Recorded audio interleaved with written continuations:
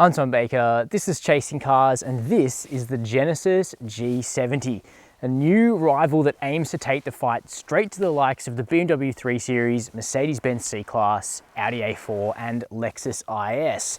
Now, as most of you will know, Genesis is an offshoot of the South Korean manufacturer Hyundai, and they've been putting considerable resources into developing lots of cool new types of cars over the last few years.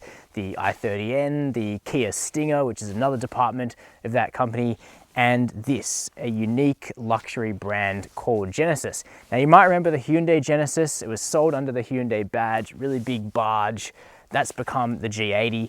The G70 is a smaller sports sedan in that 3 Series class. You can get it with a turbocharged 2-litre 4-cylinder or this bigger block 3.3-litre twin-turbo V6 that promises to be seriously powerful for a bit less coin than the Germans. And I mean, it's a pretty good looking rooster, I reckon, both outside where it sports that gorgeous burgundy paintwork, and here inside as well, where you get a really lovely, luxurious interior made from quality materials.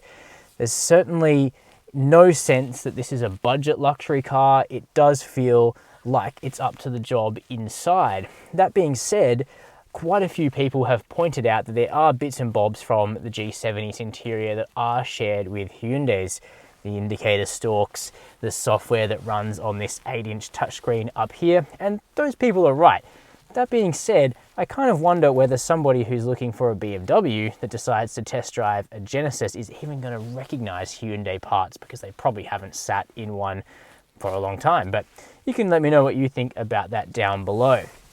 Not to be an apologist for that though, largely this interior is bespoke to Genesis and looks good and feels good. So this car has the black and red theme.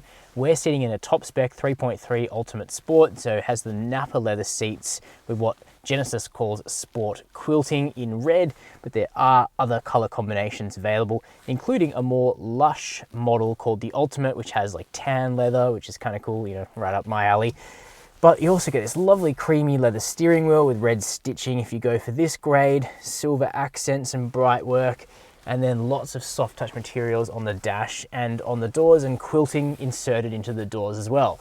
The seats themselves are comfortable with 16 ways of electric adjustment here on the driver's seat, including inflatable side bolsters, a thigh extension. So it all feels, you know, very nice and quite reminiscent of BMW. No great shock there though, because Hyundai went on an absolute binge of poaching top executives from rival car companies to make this feel as good or better than some of its traditional rivals. Now, in terms of technology, it's decent. As I said, we have the Hyundai sort of software running on this screen up here, but at least that means it's really clear and easy to use. It's easy to put a destination into the nav. Apple CarPlay and Android Auto are standard, but you have to plug in the phone. It's not wireless. And then in front of you, you have really pretty analog gauges and a partial digital cluster that shows you bits and bobs from the trip computer, but it's certainly not as immersive as an Audi virtual cockpit, for example. But that said, the overwhelming thing is it's easy to use. We have these shortcut buttons, knobs for the power and tuning and your climate control, so that's really good. Seat heating and cooling on this particular car, wireless smartphone charging, that's standard and good to see. Plus the Lexicon stereo sounds pretty good, and you sit underneath this panoramic sunroof and Alcantara roof lighting, so it's all pretty lush and well equipped. But you'd hope so, because this particular car goes for about 90,000 Australian dollars drive away, which is a lot for a new brand. You can let me know what you think below about whether they've got the pricing right here in Australia. So up front, it's very nice, but let's check out the back seat, which in this class is traditionally quite small. It's relatively easy to get in. The roofline is sloping, but not too aggressively. Plus, it's got a pretty credible thunk sound when you close that door. Now, I'm sitting behind myself here. If I sit up straight, it's actually quite a reclined seat. I have enough headroom, even though we do have the sunroof in this car. Legroom, it's decent. I've got another couple of inches sitting behind myself, but toe room is totally restricted. And really the space in the back reminds me of the previous generation F30 BMW 3 Series, and that's a comment that I'm going to be coming back to when we take this car for a drive as a bit of a hint. but it has that sort of confined back seat. Now, BMW on the new G20 3 Series have increased the wheelbase so there's more space. The Genesis still feels a little bit tight, but for most people, this car will be to carry 2 adults up front. If you want a family car, you're more likely to go for a larger station wagon or an SUV. In terms of other stuff we have back here, we have air vents, we have one fast charging USB port in the old style, a flip down armrest which feels really heavy, substantial, metal lined cup holders. We have matte pockets on the back of the seats and all that nice quilting and soft material repeated here at the back, which is very impressive. So the back seat, it's very usable. You take a couple of friends to the golf club or what have you. Coming around here to the back, I'm not sure it's as pretty as that front end, but it's still fairly luscious for this segment, and this color just looks great. It's a bit of a return to burgundy, a deeper red hue, but there's a number of cool colors you can get on the Genesis, plus the usual monochrome spread as well, of course. Now, opening up the boot, not an electric tailgate, but that's no big deal on a sedan. It's got a really wide opening and the floor itself is quite shallow, so putting your suitcases in won't be a problem, though the boot itself isn't as big as some cars in this segment. There's also no remote releases to drop those back seats from here in the boot, but you know, that's okay. We do have a netted section off to this side, however, and it's nice and light to close. Don't really need electric adjustment, as I say. Now, this particular badge is not going to be, you know, especially well known to people just yet because the Genesis is so new, but they're hoping that a combination of this design, the interior quality, and the driving dynamics are going to change that. So let's go and check out what this thing is like to drive. So what is the Genesis G70 like to drive? Well, that's a question that really depends on which engine you choose to put in your G70, because this is a car in this class that is really, really engine dependent, and much of the driving experience differs between the 2-litre turbocharged 4-cylinder model and this more expensive and faster 3.3-litre twin-turbo V6. But that's not to say that the 2-litre is bad. In fact, in some ways, the 4-cylinder is actually the better driver's car, even though this Ultimate Sport version that I'm driving here has an engine that, on paper at least, looks like it would appeal more to traditional fans of the sports sedan rear-wheel drive class. So let me explain what I mean. Firstly, by talking about the specifics of these engines. So the 2-litre turbo is a Theta engine, Theta Series 2, producing 179 kilowatts of power and 353 newton meters of torque. So that's broadly competitive with a BMW 330i or a Mercedes-Benz C300 or an Audi A4 2-litre turbo. They all have outputs around that kind of level, and it sort of feels very much like that to drive. The engine itself is quite torquey, quite boosty, and it even sounds okay because they've put a decent little exhaust on the 2-litre, so it doesn't feel like you've cheaped out and bought the base engine. There's not much that's base about it.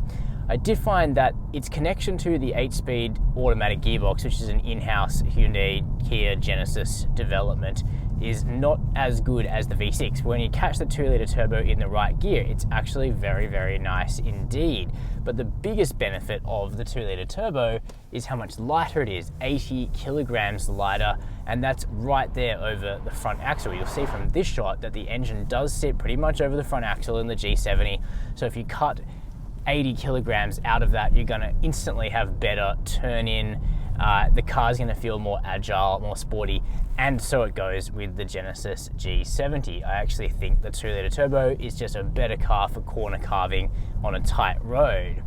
By contrast, here in the 3.3-litre twin-turbo V6, the G70 is still fun and playful and a lot more torquey because this engine produces 272 kilowatts of power, so another 100 kilowatts or so, and 510 newton meters of torque, which is a big, big jump. And it's a bit like the story you see in the Stinger.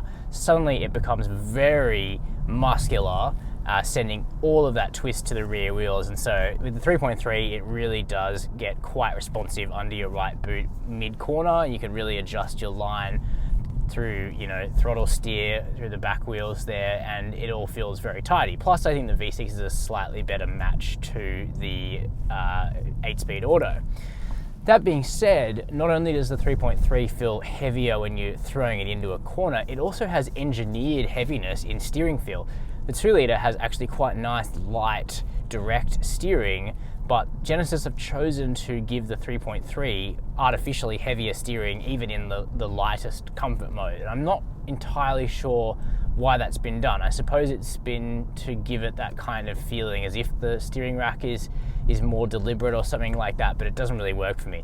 Having the 3.3 litre engine with the 2 litres steering and also pushing that engine a little bit further back towards the firewall, relieving some of that weight, would probably be ideal for the next generation of this vehicle. That being said, both engines are a really, really nice effort. They both do things in different ways. So if you're considering a G70, a choice that's a little bit more interesting and left field in this segment, you really will do yourself a favor if you test drive them both and don't write off that 2 litre 4-cylinder right out of the blocks, because it does have its own charms. What do these cars share then? Well, they both share really nice, supple ride quality. It's very clear to me that the Genesis engineers have taken all of the best cars in this class and really studied how they are supposed to ride, because the G70 takes some of the best characteristics of cars like the A4, which ride tremendously well, and put them into this package here that's a little bit quicker again. And so you find that over urban bumps, it does a really nice job of soaking them up. You can certainly feel the road, but it doesn't send any crashing motions up through the seat and through your spine as an occupant in the car. It's quite nicely insulated, firm, but compliant in that way. That being said, if you do find a big pothole and sink one of these big wheels into it, you are going to feel it, partially because of the low profile nature of the tires, but also because the G70 is just heavy in general. As I mentioned, the 2 litre is 80 kilos heavier, but that 2 litre turbo is actually over 200 kilograms heavier than a BMW 330i. So we're not talking about an especially light vehicle on its feet here. So if you sink a boot into a pothole, you are going to feel that sort of crashing motion. But the ride in general is good. The refinement is also very good in this car. It's nice and quiet. The most coarse chip roads, you are going to get some roar out of the performance tires that are fitted on both specifications. But, aside from hearing that pleasant engine note in either engine, but especially the V6, it's a quiet car, a comfortable car, and one that's nicely insulated from the elements.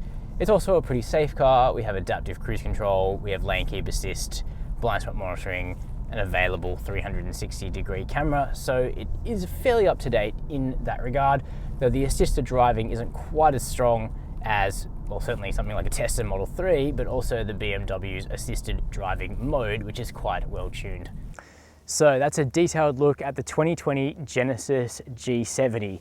I actually really like this car for a number of reasons. The first is that it's just a good sports sedan. It's fun to drive, available with two quite different yet engaging powertrains with really good handling. But the second reason I like the G70 is it shows what results you can get when a manufacturer really commits to a new line of vehicles. They put the money into it, they put the talent into it, and you get a quality product.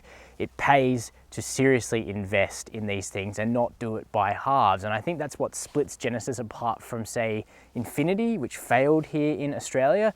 These cars are genuinely good to drive and to sit in and feel pretty substantially separate from their underlying Hyundai counterparts. I'm excited to see what this vehicle will be like with the facelift that we know is coming in the next year or 18 months to bring it in line with what is settling as the Genesis design language. Also keen to drive the new G80 and GV80 when they come out in Australia, because I think there's a lot of potential to this brand. Let me know what you think about Genesis down below this video or this particular car. While you're down there, give us a hand and hit subscribe and the notification bell. And as always, thanks for watching Chasing Cars.